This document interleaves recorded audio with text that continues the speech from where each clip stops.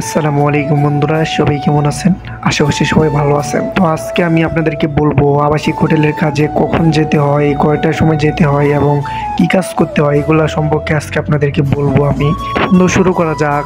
আসলে বন্ধু, আমার ডিউটি কিন্তু বিকাল 3টা থেকে রাত 12টা পর্যন্ত আমার ডিউটি। তো আমি আমার ডিউটি শেষ করছি 12টার সময় শেষ করে আসলে কিন্তু আমি আমার রুমে যাচ্ছি।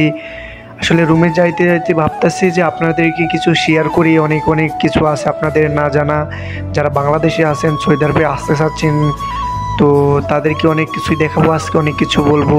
মনোযোগটা ভিডিওটা দেখবেন।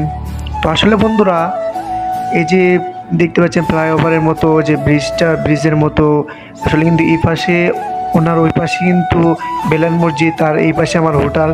আসলে আমার হোটেলটা কিন্তু আপনার হিরামের 65 নম্বর গেটের সামনে। আমার হোটেল থেকে কিন্তু আপনার মদিনা দেখা যায়। তো আসলে যারা যোগাযোগ করবেন, আমার সঙ্গে দেখা করতে চান, তারা এই ভিডিওটি কমেন্ট করবেন। আর মদিনা, আমি কিন্তু একদম মদিনায় আসছি বন্ধুরা। তো মূল কথায় চলে যাই।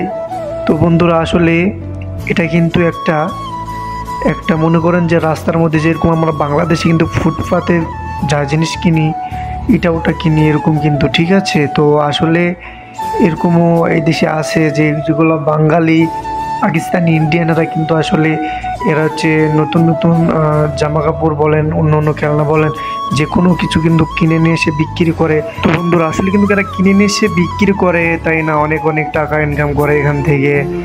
তো আসলে কিন্তু বাঙালি দেখলাম, বাঙালি মহিলারা আসলে কিন্তু এসে এগুলা কাজ করতেছে, এগুলা দোকান করতেছে, ঠিক আছে, ফুটপাতে।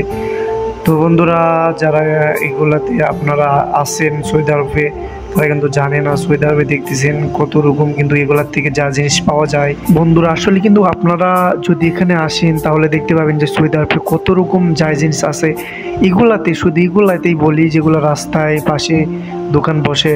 আর মার্কেটের কথা তো বাদ দিলাম, মার্কেটে অনেক অনেক অনেক অনেক যা জিনিস আছে, এর কিন্তু প্রাইসও অনেক, ঠিক আছে। আর এখানে ওগুলাই আছে কিন্তু এখানে প্রাইস একটু কম। তো আজকের মতো আল্লাহ হাফেজ।